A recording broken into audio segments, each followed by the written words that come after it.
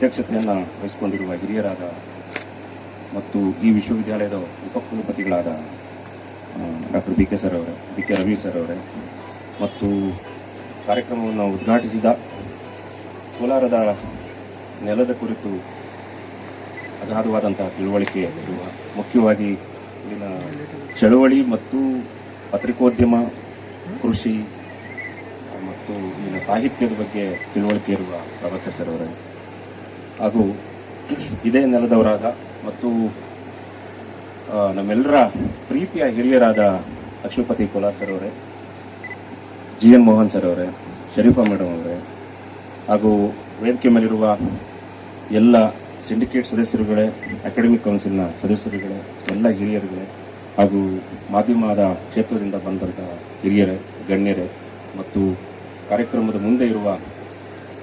ವೇದಿಕೆಯ ಮುಂದೆ ಇರುವ ಎಲ್ಲ ಕವಿಗಳೇ, ಕಾವ್ಯಾಸಕ್ತರೇ, ಸಾರ್ವಜನಿಕ ಬಂಧುಗಳೇ, ಮಾಧ್ಯಮದ ಸ್ನೇಹಿತರೆ, ಇದು ಬುದ್ಧನ ಬಗ್ಗೆ ಮಾತಾಡೋದು ಬಹಳ ಕಷ್ಟದ ಕೆಲಸ. ಪ್ರಭಾಕರ್ ಸರ್ ಬಹಳ ಒಂದು ಸುಲಭದ ದಾರಿಯೊಂದನ್ನು ಹುಡುಕಿ ಅವರು ಓದಿ ಕಾರ್ಯಕ್ರಮ ಮುಗಿಸಿದ್ರು. ಅವ್ರ ಕಾರ್ಯಕ್ರಮವನ್ನು ಅವ್ರು ಅಚ್ಚುಕಟ್ಟಾಗಿ ನೆರವೇರಿಸಿದ್ರು. ಕೋಲಾರ ಬುದ್ಧನನ್ನ ಬಾಬಾ ಸಾಹೇಬ್ರ ಮೂಲಕ ತನ್ನ ನೆಲಕ್ಕೆ ಇಳಿಸಿಕೊಂಡ ಜಾಗ ಇದು. ದಲಿತ ಚಳವಳಿ ಬಾಬಾ ಸಾಹೇಬ್ರ ಮೂಲಕ ಬುದ್ಧನನ್ನು ಈ ನೆಲದ ಜಾನಪದವನ್ನಾಗಿಸಿಕೊಂಡಿದ್ದಾರೆ ಅಂತ. ಅದಕ್ಕೋಸ್ಕರ ಕೆಲಸ ಮಾಡಿದ ಹಿರಿಯರು ಇಲ್ಲಿ ಅನೇಕರು ಇದ್ದಾರೆ. ಲಕ್ಷ್ಮೀಪತಿ ಕೋಲಾರ್ ಸರ್ ಕೂಡ ಇಲ್ಲಿದ್ದಾರೆ. ಹಾಗಾಗಿ ಈ ನೆಲದ ಬಗ್ಗೆ, ಈ ನೆಲಕ್ಕೆ ಬರೋದಂದ್ರೆ ನಾವು ಒಂಥರದ ರೋಮಾಂಚನ ನಮಗೆ. ಯಾಕೆಂದ್ರೆ ಇಲ್ಲಿಗೆ ಬಂದ್ರೆ ಏಕಕಾಲದಲ್ಲಿ ಬುದ್ಧ ಮತ್ತು ಬಾಬಾ ಸಾಹೇಬ್ರು ಇಬ್ರು ಕೂಡ ನಮ್ಮ ಎದೆ ಒಳಗಡೆ ಏನೋ ಒಂದು ದೀಪ ಹಚ್ಚಿದಂಗೆ ಆಗ್ತದೆ. ಹಾಗಾಗಿ ಈ ನೆಲದ ಬಗ್ಗೆ, ಈ ನೆಲದಲ್ಲಿರುವ ಉಸಿರಾಡ್ತಿರುವ ಎಲ್ಲ ಹಿರಿಯರ ಬಗ್ಗೆ ನಮಗೆ ವಿಶೇಷವಾದಂತಹ ಗೌರವ ಇದೆ. ಅದಕ್ಕೂ ಮೊದಲು ಈ ನೆಲ ಒಂದು ಬಹಳ ದೊಡ್ಡ ಟ್ರೇಡ್ ರೂಟ್ ಮತ್ತು ಬುದ್ಧಿಸ್ಟ್ ರೂಟ್ ಇದು. ಬಹುಶಃ ಲಕ್ಷ್ಮೀಪತಿ ಸರ್ ಅದನ್ನ ಚೆನ್ನಾಗಿ ಹೇಳಬಹುದು. ಯಾಕೆಂದ್ರೆ ತಿರುಪತಿಯಿಂದ ಧರ್ಮಸ್ಥಳದವರೆಗೆ, ಪೂರ್ವದ ಕಡಲಿನ ತೀರದಿಂದ ಪಶ್ಚಿಮದ ಕಡಲಿನ ತೀರದವರೆಗೆ ಇದೊಂದು ಬಹಳ ದೊಡ್ಡ ಟ್ರೇಡ್ ರೂಟ್ ಇದು. ಮತ್ತು ಟ್ರೇಡ್ ರೂಟ್ ಜೊತೆಯಲ್ಲಿನೇ ರಾಜಘಟ್ಟ ಇರಬಹುದು, ತಿರುಪತಿ ಇರಬಹುದು, ಇವೆಲ್ಲೂ ಕೂಡ ಬೌದ್ಧ ಮಾರ್ಗಗಳಿವು.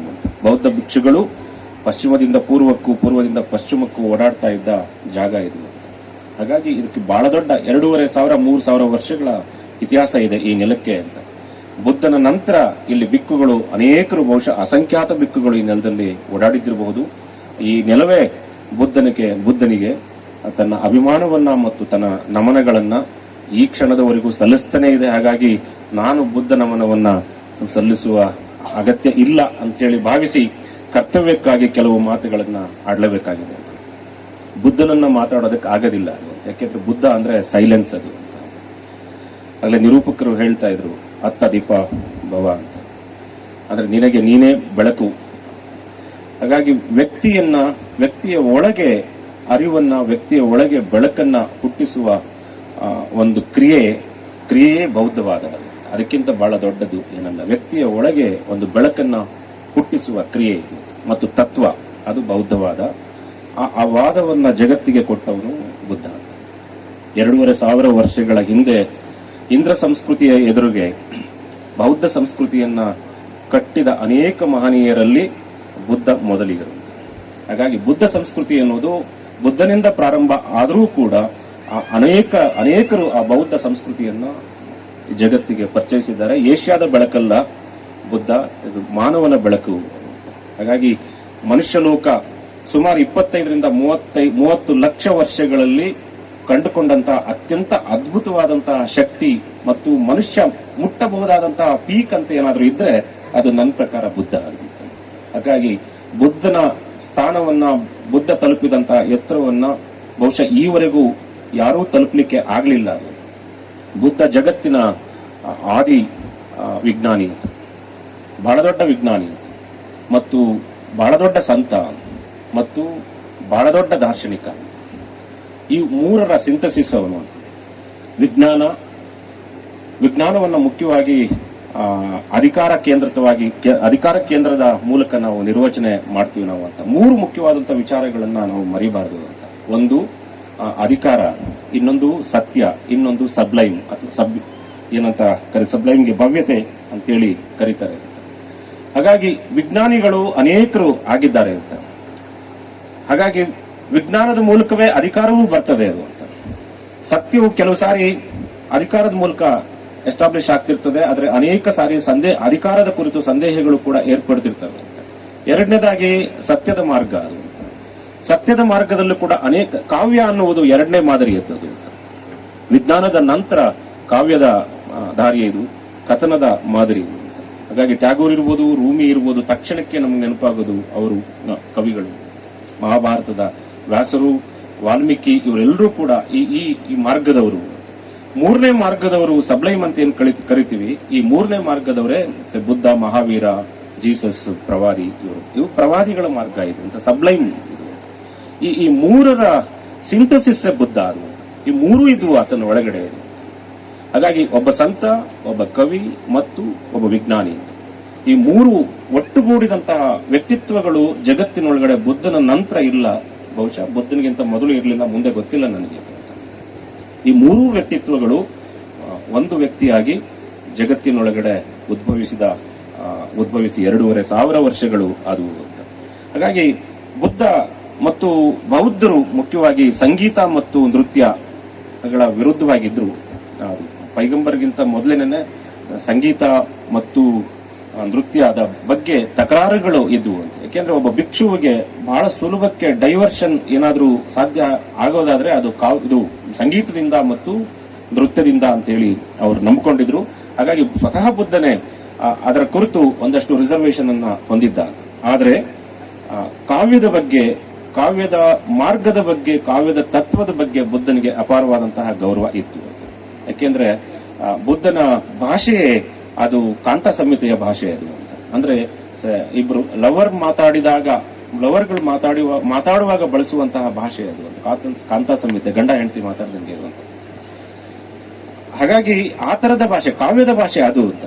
ಕಾವ್ಯದ ಭಾಷೆ ನಾನು ಆಗ್ಲೇ ಹೇಳಿದಾಗೆ ಅದು ಸತ್ಯದ ಹುಡುಕಾಟದ್ದು, ನಂಬಿಕೆಯದ್ದಲ್ಲ. ನಂಬಿಕೆ ಏನ್ ಮಾಡ್ತದೆ ಅಂತಂದ್ರೆ ಬಂಧಿಸ್ತದೆ ಅಂತ. ಬುದ್ಧನೇ ಹೇಳಿದ ಮಾತಿದು ಅಂತ. ನಂಬಿಕೆ ಬಂಧನದಲ್ಲಿ ಇಡ್ತದೆ, ಆದ್ರೆ ಸತ್ಯ ಲಿಬರೇಟ್ ಮಾಡ್ತದೆ. ಹಾಗಾಗಿ ಕಾವ್ಯ ಯಾವಾಗಲೂ ಕೂಡ ಸತ್ಯದ ಮಾರ್ಗದಲ್ಲಿ ಹೋಗಬೇಕು ಅನ್ನುವುದು ಮಹಾಕವಿಗಳ ದಾರಿಯೂ ಆಗಿತ್ತು ಮತ್ತು ಬುದ್ಧನ ದಾರಿಯೂ ಆಗಿತ್ತು. ಕಥನ, ಬುದ್ಧನ ಭಾಷೆ ಬಹಳ ಮುಖ್ಯವಾಗಿ ಕಥನ ಅದು. ನೀವು ಧಮ್ಮಪದವನ್ನೇ ನಾವು ನೋಡಿದ್ರೆ, ಧಮ್ಮಪದವನ್ನ ಕೇಳಿಸ್ಕೊಂಡ್ರು ಕೂಡ ಕಥನದ ಮಾದರಿಯಲ್ಲಿ ಜಗತ್ತಿಗೆ ಹೇಳಬಹುದಾಗಿರೋದನ್ನ ಹೇಳೋದಿಕ್ಕೆ ಪ್ರಯತ್ನ ಪಟ್ಟಿದವರು. ಅನೇಕ ಕಥೆಗಳ ಮೂಲಕವೇ ಬುದ್ಧ ತನ್ನ ಒಳಗಿನ ಅಭಿಪ್ರಾಯಗಳನ್ನ ಹಂಚಿಕೊಳ್ತಾ ಇದ್ದ. ಕರುಣೆ, ಮೈತ್ರಿ ಮತ್ತು ಪ್ರೇಮ, ಈ ಮೂರು ಕೂಡ ಬುದ್ಧನ ಬಹಳ ಮುಖ್ಯವಾದಂತಹ ಫಿಲಾಸಫಿಗಳು ಮತ್ತು ಕಾವ್ಯದ ಫಿಲಾಸಫಿಗಳು ಕೂಡ ಈ ಮೂರನೇ ಅಂತ. ಕರುಣೆ, ವಿಷಾದ, ಪ್ರೇಮ ಇವು ಮತ್ತು ಮೈತ್ರಿ ಇವುಗಳು ಅಂತ.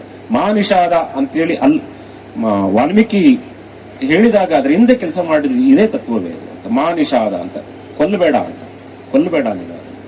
ಹಾಗಾಗಿ ಕೊಲೆಗೆ ಎದುರುಗಡೆ ಕಾವ್ಯ ಹುಟ್ಟುತ್ತದೆ ಅಂತ, ಯುದ್ಧದ ಎದುರುಗಡೆ ಪ್ರೇಮ ಹುಟ್ಟುತ್ತದೆ. ಹಾಗಾಗಿ ಬಿಸಿಲಿನ ಎದುರುಗಡೆ ಬೆಳದಿಂಗಳು ಇರ್ತದೆ. ಹಾಗಾಗಿ ಈ ಮೂರು ತತ್ವಗಳು ಕಾವ್ಯದಲ್ಲಿ ಹುಟ್ಟುತ್ತವೆ ಮತ್ತು ಬುದ್ಧ ಆ ದಾರಿಯನ್ನ ಹುಡುಕೊಂಡಿದ್ದು. ಹಾಗಾಗಿ ಅರಿವು ಬಹಳ ಮುಖ್ಯವಾಗಿರೋದು. ಬುದ್ಧ ನಾಸ್ತಿಕನೂ ಆಗಿರಲಿಲ್ಲ ಮತ್ತು ಆಸ್ತಿಕನೂ ಆಗಿರಲಿಲ್ಲ, ಆದ್ರೆ ಸಂದೇಹವಾದಿ ಆಗಿದ್ದ. ಹುಡುಕಾಟ ಅದು, ಅರಿವು. ಒಂದ್ಸಾರಿ ಬಹಳ ದೊಡ್ಡ ಜಿಜ್ಞಾಸಿನಲ್ಲಿ ನೀನ್ ಯಾರು ಅಂತ ಕೇಳಿದಾಗ ನಾನು ಇದಲ್ಲ ಅಂತ ಹೇಳ್ತಾ ಬರ್ತಾನೆ ಅಂತ. ಆದ್ರೆ ಕೇಳಿದವನಿಗೆ ಸಿಟ್ಟು ಬರ್ತದೆ, ನೀನೇನು ಕಲ್ಲ ಮರವ ಏನು ಆಗಿದ್ರಿ ಅಂತ. ನಾನು ಅದು ಯಾವುದೂ ಅಲ್ಲ, ನಾನು ಅವೇರ್ನೆಸ್ ಅಂತ, ನಾನು ಅರಿವು ಅಂತಾನೆ, ಅರಿವಿನ ಹುಡುಕಾಟದಲ್ಲಿರುವವನು ಅಂತ. ಅದು ಬುದ್ಧ. ಹಾಗಾಗಿ ಪ್ರತಿಯೊಬ್ಬರ ಎದೆಯ ಒಳಗಡೆ ಕೂಡ ಬೆಳಕನ್ನ ಹಚ್ಚುವುದಕ್ಕೆ ಮತ್ತು ಅದಕ್ಕೆ ಮೊದಲು ತನ್ನ ಎದೆಯ ಒಳಗಡೆ ಒಂದು ಬೆಳಕನ್ನ, ಕಂದೀಲನ್ನ ಹತ್ತಿಸ್ಕೊಳ್ಳೋದಕ್ಕೆ ಪ್ರಯತ್ನ ಮಾಡಿದವನು ಅಂತ. ಬಾಬಾ ಸಾಹೇಬರು ಅದನ್ನ 1956ರಲ್ಲಿ ಬುದ್ಧ ಮತ್ತು ಕಾರ್ಲ್ ಮಾರ್ಕ್ಸ್ ಮೇಲೆ ಮಾಡಿದ ಅದ್ಭುತವಾದ ಭಾಷಣದಲ್ಲಿ ಅದನ್ನು ಕೆಲವು ವಿಚಾರಗಳನ್ನು ಪ್ರಸ್ತಾಪ ಮಾಡಿದ್ದಾರೆ ಅವರು. ಇದು ಹಾಗಾಗಿ ಒಂದು ನಾವೆಲ್ಲರೂ ಕಂಡುಕೊಳ್ಬೇಕಾಗಿರುವಂತಹ ವಿಚಾರ ಏನು ಅಂತಂದ್ರೆ, ಕಾನೂನುಗಳು ಮುಖ್ಯವಾಗಿ ಅಂಬೇಡ್ಕರ್ ಅವರಿಗೆ ಅದರ ಅರಿವು ಆಗಿತ್ತು 56ರ ಹೊತ್ತಿಗೆ. ಕಾನೂನುಗಳು ಒಂದು ಮಿತಿ ಇರ್ತದೆ ಯಾವಾಗ್ಲೂ ಕೂಡ ಅಂತ. ಕಾನೂನುಗಳು ನಾನು ಮತ್ತು ನೀವು, ನಾನು ಮತ್ತು ಇಲ್ಲಿರುವವರು ಮಧ್ಯದಲ್ಲಿ ಒಂದು ಕೋಡ್ ಆಫ್ ಕಂಡಕ್ಟ್ ಅದು, ಒಂದು ನೀತಿ ಸಂಹಿತೆ ಅದು, ಒಂದು ಕಾನೂನು ಸಂಹಿತೆ ಅದು. ನಾನು ಇವ್ರ ಜೊತೆನಲ್ಲಿ ಹೇಗೆ ಬಿಹೇವ್ ಮಾಡಬೇಕು, ಇವ್ರ ಜೊತೆನಲ್ಲಿ ಹೇಗೆ ಬಿಹೇವ್ ಮಾಡಬೇಕು ಅನ್ನೋದನ್ನ ಕಾನೂನುಗಳು ಹೇಳ್ಕೊಡ್ತವೆ ಅಂತ. ಅದು ಸಂತೆಯೊಳಗಡೆ ಸಭ್ಯತೆಯನ್ನ ಹೇಳ್ಕೊಡುವ ಮತ್ತು ಅನಿವಾರ್ಯವಾಗಿ ಬಲವಂತದ ಮೂಲಕ ಹೇಳ್ಕೊಡುವಂತ ವಿಧಾನ ಅದು. ಆದ್ರೆ ಬುದ್ಧನಂತಹ ಮಹಾನುಭಾವರು ಮಾಡಿದ್ದೇನು ಅಂತಂದ್ರೆ, ಮನುಷ್ಯ ಏಕಾಂಗಿಯಾಗಿದ್ದಾಗಲೂ ಕೂಡ ಒಳ್ಳೆಯವನಾಗಿರೋದು ಹೇಗೆ ಅಂತ ಹೇಳಿ ಕಲಿಸಿದ್ರು. ಮನುಷ್ಯ ಏಕಾಂಗಿಯಾಗಿದ್ದಾಗಲೂ, ತಾನು ಕೋಣೆಯ ಒಳಗಡೆ ಇದ್ದಾಗಲೂ, ನಾನು ಒಬ್ಬನೇ ಆಗಿದ್ದಾಗಲೂ ಕೂಡ ನನ್ನ ಒಳಗಡೆ ಕೆಟ್ಟದ್ದು ಬರಬಾರದು, ಕೆಟ್ಟ ಭಾವನೆಗಳು ಬರಬಾರದು, ಒಳ್ಳೆಯತನದ ಕಡೆಗೆ ಹೋಗ್ಬೇಕು ಅನ್ನುವ ಹುಡುಕಾಟ ಇದೆಯಲ್ಲ, ಇದನ್ನು ಲೋಹ್ಯ ಹೇಳಿದ್ರು ಇದನ್ನ ಅಂತ.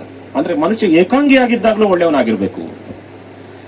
ಕಾವ್ಯದ ಹುಡುಕಾಟವು ಕೂಡ ಇಂಥದ್ದೇ ಅಂತೇಳಿ ನಾನು ಭಾವಿಸಿದ್ದೇನೆ. ಬುದ್ಧ ಕಂಡುಕೊಂಡಿದ್ದಾನೆ, ಬುದ್ಧ ಜಗತ್ತಿಗೆ ಹೇಳಿದ್ದು ಇದ್ದಾನೆ. ಮನುಷ್ಯ ಏಕಾಂಗಿಯಾಗಿದ್ದಾಗಲೂ ಸ್ವಾರ್ಥದಿಂದ, ದುರಾಸೆಯಿಂದ, ಹಿಂಸೆಯಿಂದ, ಕ್ರೌರ್ಯದಿಂದ, ಈರ್ಷೆಯಿಂದ, ಅಸೂಯೆಗಳಿಂದ ಹೊರಗಡೆ ಬರಬೇಕಲ್ಲ. ಆ ಹೊರಗಡೆ ಬರುವ ವಿಧಾನವನ್ನ ಬುದ್ಧ ಕಂಡುಕೊಂಡಿದ್ದು, ಅಷ್ಟು ವರ್ಷದ ಆತನ ಜರ್ನಿಯಲ್ಲಿ ಕಂಡುಕೊಂಡಿದ್ದು ಇದನ್ನೇ, ಪ್ರೇಮ ತತ್ವ, ಬಹಳ ಮುಖ್ಯವಾಗಿ ಕರುಣೆಯ ತತ್ವ ಮತ್ತು ಮೈತ್ರಿ ತತ್ವ. ಹಾಗಾಗಿ ಬಾಬಾ ಸಾಹೇಬರು 1949 ಭಾಷಣದ 25 ತಾರೀಕು ನವೆಂಬರ್ 25 ಭಾಷಣದಲ್ಲಿ ತುಂಬಾ ಮುಖ್ಯವಾಗಿ ಅದನ್ನು ಪ್ರಸ್ತಾಪ ಮಾಡ್ತಾರೆ ಅಂತ. ಕೆಲವು ದುಷ್ಟಶಕ್ತಿಗಳು ಇದರಲ್ಲಿ ಭಾರತೀಯವಾದದ್ದು ಏನೂ ಇಲ್ಲ ಅಂತೇಳಿ ಹೇಳ್ತಾರೆ ಈ ಸಂವಿಧಾನದ ಬಗ್ಗೆ, ಆದ್ರೆ ಇದರಲ್ಲಿ ಇರುವುದೆಲ್ಲವೂ ಭಾರತೀಯವಾದದ್ದು. ಹಾಗಾಗಿ ಏನು ಈಕ್ವಾಲಿಟಿ, ಫ್ರೆಟರ್ನಿಟಿ ಮತ್ತು ಜಸ್ಟಿಸ್ ನ ಕಾನ್ಸೆಪ್ಟ್ಗಳಿದಾವಲ್ಲ, ಅವು ಅಷ್ಟನ್ನು ಕೂಡ ನಾನು ಬುದ್ಧನಿಂದ ತಗೊಂಡೆ ಅಂತ ಹೇಳಿದ್ದಾರೆ ಅವರು. ನ್ಯಾಯ ಮತ್ತು ಭ್ರಾತೃತ್ವದ ಭಾವನೆಗಳು, ಸಮಾನತೆಯ ತತ್ವ, ಇವು ಬುದ್ಧನಿಂದ ನನಗೆ ಬಂದದ್ದು. ಕರುಣೆ, ಮೈತ್ರಿ ಅದನ್ನೇ ಹೇಳೋದು ಅಂತ ಹೇಳಿದ್ದಾರೆ. ಹೆಚ್ಚು ಮಾತಾಡೋದಕ್ಕೆ ಹೋಗೋದಿಲ್ಲ, ಯಾಕೆಂದ್ರೆ ಬುದ್ಧ ಅನ್ನೋದೇ ಒಂದು ದೊಡ್ಡ ಕಡಲು ಮತ್ತು ಅಗಾಧವಾದಂತಹ ಆಕಾಶಕ್ಕೆ ಸಮವಾದಂತಹ ವ್ಯಕ್ತಿತ್ವ ಅದು. ಹಾಗಾಗಿ ನನ್ನ ಮಾತುಗಳು ನಿಲ್ಲಿಸಿ ಕಡೆಯದಾಗಿ ಒಂದು ಪದ್ಯವನ್ನ ಓದಿ ನನ್ನ ಮಾತಿಗೆ ವಿರಾಮವನ್ನ ಹೇಳ್ತೇನೆ ನಾನು. ತೊಟ್ಟು ಕಳಚಿ ನೆಲಕ್ಕಿಳುವ ಎಲೆ, ತೊಟ್ಟು ಕಳಚಿ ನೆಲಕ್ಕಿಳುವ ಎಲೆ ಬುದ್ಧನಿಗೇನೂ ಬೋಧಿಸಲಿಲ್ಲವೇ? ತೊಟ್ಟು ಕಳಚಿ ನೆಲಕ್ಕಿಳುವ ಎಲೆ ಬುದ್ಧನಿಗೇನೂ ಬೋಧಿಸಲಿಲ್ಲವೇ? ಬೋಳಾಗಿ ಬಯಲಾಗಿ ಸಂತೆಯೊಳಗೆ ಬತ್ತಲಾಗಿ ಲಂಗ ದಾವಣಿ ಉಟ್ಟು ಹೂ ಮುಡಿದು ನಕ್ಕು ಗಲಗಲ ಗಿಲಿಕಿಯಾಡಿಸಿ ಸಿಡಿಲಿಗೆ ನಡುಗಿ ಹಾಲೂಡಿಸಿ ಆಡುವ ಅರಳಿ ಮರಕ್ಕಿಂತ ದೊಡ್ಡ ಗುರು ಬೇಕೆ? ಅರಿಯದೆ ಉರಿಯುವ ಇಬ್ಬನಿಗೇಕೆ ಕೂತೆ ಜೋತು? ಬರಿದಾದ ಮರದೊಳಗೆ ಮೊಳಕೆಯೊಡೆಯುವ ಪ್ರೇಮ ಕಂಡರೆ ಭಯವೇ? ಯಶೋದೆಯಾಗಿದ್ದರೆ ನಾನು ಮರವನ್ನೇ ತೋರಿಸಿ ಉತ್ತರಿಸುತ್ತಿದ್ದೆ ನಿನ್ನ ಪ್ರಶ್ನೆಗೆ. ಏಕಾಂಗಿಯಾಗಿ ದಟ್ಟ ಕಾಡೊಳಗೆ ಕೂತು ಹುಣ್ಣಿಮೆ ಚಂದ್ರನ ಜೋಕಾಲಿಯೊಳಗೆ ಜೀಕಿ ತೊಟ್ಟು ಕಳಚಿ ಉದುರುವ ಎಲೆಯ ಅಳುವನ್ನು ಹಿಡಿದು ನೋಡಬೇಕು. ಕೂತಿದ್ದೇನೆ ಎಷ್ಟೊಂದು ಕಡೆ, ಬೆಳದಿಂಗಳ ರಾತ್ರಿಗಳಲ್ಲಿ, ಸಹ್ಯಾದ್ರಿಯ ಕಂಕುಳಲ್ಲಿ, ಅಸ್ಸಾಮಿನ ಒಕ್ಕುಳಲ್ಲಿ, ಆಗುಂಬೆಯ ತೊಡೆಯ ಮೇಲೆ, ಹಿಮಾಲಯದ ತೋಳಿಗೊರಗಿ ಎಲೆಯ ಹಾಡುಗಳನ್ನು ಕೇಳಿದ್ದೇನೆ. ಎತ್ತರದ ಮರದಿಂದ ತಟಕ್ಕನೆ ಬೀಳುವ ಹನಿ ರಾಧೆಯದೋ ಪಾರ್ವತಿಯದೋ ಕಂಬನಿ. ಹದ್ದೋ ಗೂಬೆಯೋ ರೊಯ್ಯನೆ ಹಾರುತ್ತದೆ ಚಂದ್ರನೆದೆಗೆ ಮುಗಿಲು. ಮೌನಕ್ಕೆ ಜಾರಿದ ಮರುಗಳಿಗೆ ಅರಳುತ್ತದೆ ಕೃಷ್ಣನ ಕೊಳಲು. ಹಿಮದ ಬೆಟ್ಟಗಳೀಗ ಬಂಗಾರದ ಬೋಗುಣಿಗಳಲ್ಲ, ಸಂಜೆ ಕುಣಿದ ಗಾಂಧಾರದ ತರುಣಿಯಲ್ಲ, ಶಿವನ ಪ್ರೇಮ ಉರಿದು ಬಿದ್ದ ಬೂದಿ ರಾಶಿ. ಚಂದ್ರ ಕುಣಿದಂತೆಲ್ಲ ರಾಧೆ ಉರಿಯುತ್ತಾಳೆ, ಬೂದಿ ತುಂಬುತ್ತದೆ ವಿರಹಿಗಳೆದೆಯಲ್ಲಿ. ನಿಧಾನ ತೊಟ್ಟು ಕಳಚುತ್ತದೆ ಎಲೆ, ಅಬ್ಬರವಿಲ್ಲದೆ ತಂಗಾಳಿಗೆ ತುಸು ಕುಣಿಯುತ್ತದೆ ತೊಟ್ಟಿಲಂತೆ. ಎಷ್ಟೊಂದು ಬಣ್ಣವಿತ್ತು ಬದುಕಿಗೆ, ಗಿಳಿನಾಚಿ ತಲೆ ಬಾಗಿಸಿತ್ತು ಬಲಿತೆ, ಸಂದಿಗೊಂದಿಗಳಲ್ಲಿ ಘಮಘಮಿಸಿ ಮೆರೆದೆ, ಕೊಬ್ಬಿದೆ ಬಳುಕುತ್ತಿದ್ದವಳು ಮುರಿಯುವಷ್ಟು ಜಡವಾದೆ. ಪತನಗೊಳ್ಳುವುದು ಯಾರಿಗಿಷ್ಟ? ಮಡಿಯುವುದೆಂದರೆ ಅಪ್ಸರೆಯ ಶಾಪವೇ? ಮತ್ತೆ ಏರುವ ಯಾವ ಭರವಸೆ ಇದೆ ಬದುಕಿಗೆ? ತೊಟ್ಟು ಕಳಚಿದ ಎಲೆಗೆ ಬಣ್ಣಗಳಿಲ್ಲ, ನೆಲತಬ್ಬಿದ ಮೇಲೆ ಬಣ್ಣಕ್ಕೇನು ಬೆಲೆ? ನಮಸ್ಕಾರ.